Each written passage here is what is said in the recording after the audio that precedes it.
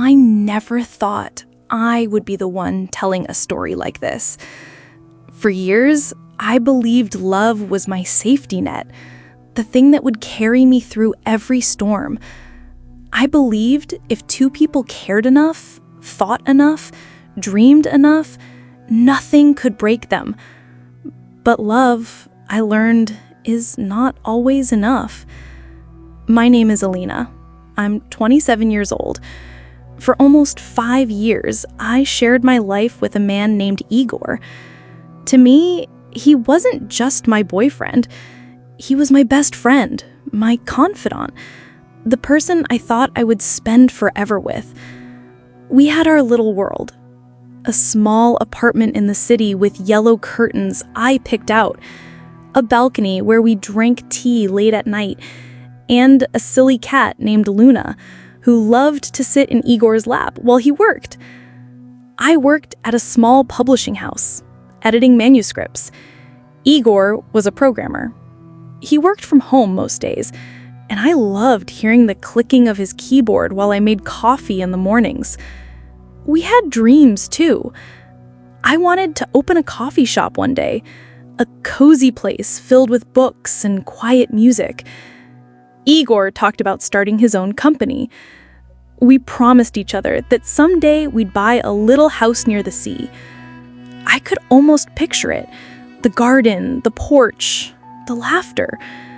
For a long time, it felt like everything was right. The first cracks. It started subtly, the way all heartbreaks do. Not with a dramatic explosion, but with small, almost invisible cracks. Igor began coming home later. At first, he said he was helping his friend Sasha fix his computer. I didn't think much about it. He had known Sasha for years. But then it became routine. "I'll be at Sasha's," he'd say, kissing me on the cheek before heading out with his laptop bag. He smiled the same way, joked the same way, but there was something off. A shadow in his eyes, a kind of distance I couldn't name. His phone, once casually left on the coffee table, was now always turned face down. At night, I would hear it buzz, and when I asked who it was, he'd say, "Just work stuff, nothing important." Maybe it was nothing. Maybe it was just my imagination. I wanted to believe that. But then there were the smells. One night, he came back, later than usual. He smelled faintly of women's perfume. Not mine, not anything I owned. He claimed it was from the crowded metro. I nodded. But deep down, I felt the first sting of doubt. The breaking point. Weeks passed like this, my unease growing. I told myself I trusted him. I told myself I was being paranoid, but my heart knew what my mind refused to accept.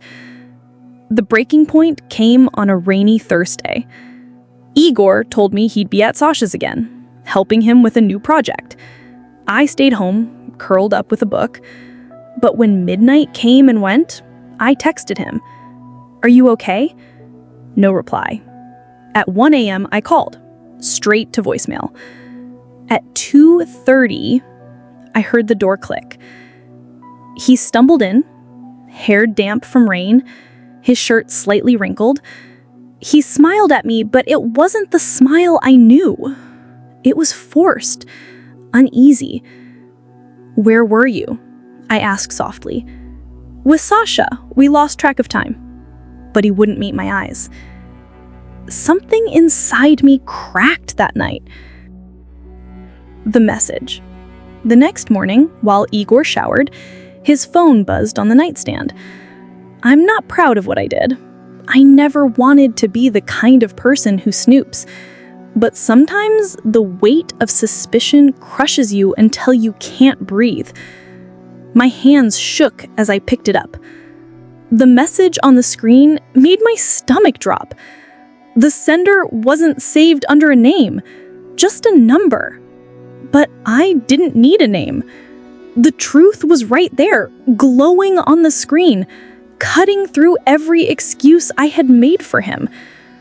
When he came out of the bathroom, towel around his waist, humming like nothing had happened, I was sitting on the edge of the bed with his phone in my hand. "Who is she?" I whispered. His smile froze on his face. The color drained. For a long second, he said nothing. Then finally, "Alina, please." And with those words, I knew. The confession. We sat in silence, the air heavy between us. My heart pounded so hard it hurt. "Was it just once?" I asked, my voice trembling. He lowered his eyes. "No." "How long?" "A few weeks." Each word hit me like a punch to the chest. Those nights with Sasha, the jokes, the kisses before he left, it had all been lies. "Who is she?" I demanded. He hesitated. "Lina, from university. We reconnected recently. She makes me feel alive." Alive. That word burned into me like fire. "And what am I, Igor?" My voice broke. "What have the last 5 years been?" He reached for my hand, but I pulled away. "You're kind, steady, safe. But with her, His voice trailed off. I laughed bitterly, tears blurring my vision. "Safe. You wanted excitement, so you threw away everything we built." He shook his head desperately. "It's not like that. I love you. I swear, I never stopped loving you. It was a mistake." "No," I said sharply. "Forgetting a birthday is a mistake. Sleeping with someone else is a choice." His lips trembled. He said nothing. The aftermath. That night, we lay side by side in bed, strangers in the same space. He cried quietly, whispering apologies. I stared at the ceiling, numb. Every memory, the balcony nights, the dreams of the seaside house, the silly fights about laundry, felt poisoned. In the days that followed, he tried. He made coffee for me in the mornings, left notes on the fridge. "I love you. Please forgive me." He promised he would cut her off, block her number, never see her again. But each time I looked at him, I saw the message. Last night was unforgettable. Trust, I realized, is like glass. Once shattered, you can glue it back together, but the cracks never disappear. The choice. One evening, my best friend Katya came over. She took one look at me and said, "You look broken." I told her everything. She listened, then said softly, "Alina, you can't keep living like this. You either try to forgive him or you walk away. But this halfway cane, it will destroy you." Her words echoed in my mind. That night, Igor sat across from me at the table, eyes red, voice trembling. "Please, Alina, don't give up on us. I'll quit my job if I have to. I'll go to therapy. I'll do anything. Just don't leave." I wanted to believe him. I wanted to erase the message, the perfume, the lies. But deep down, I knew. "I can't," I whispered. His sobs shook the room. For the first time, I didn't reach to comfort him. Walking away. The next morning, I packed a bag. Just the essentials. Clothes, my laptop, a toothbrush. He stood in the doorway, pale and hollow-eyed. He said, "Where will you go?" I said, "For now, to Katya's. He nodded, biting his lip. Then, quietly, I'll wait. I'll wait as long as the cakes. I paused, the weight of his words pressing down, but I couldn't make promises I didn't believe in. Don't wait, I said softly. Find yourself, because I need to find myself too. And then I walked out. His sobs followed me down the hallway. The healing. The weeks that followed were strange. Living at Katya's felt like limbo. I missed the little things, the sound of his laughter, the way Luna curled up beside us on the couch. Sometimes I wondered if I'd made the wrong choice. But then I remembered that message, that perfume, that word, alive. But then I remembered that message, that perfume, that word, alive. And I knew I couldn't go back. Slowly, painfully, I began to heal. I went for long walks, started journaling, picked up hobbies I had forgotten. I laughed again, though it felt foreign at first. The encounter. Months later, I ran into him at a cafe. He was sitting by the window, coffee in hand, looking out at the street.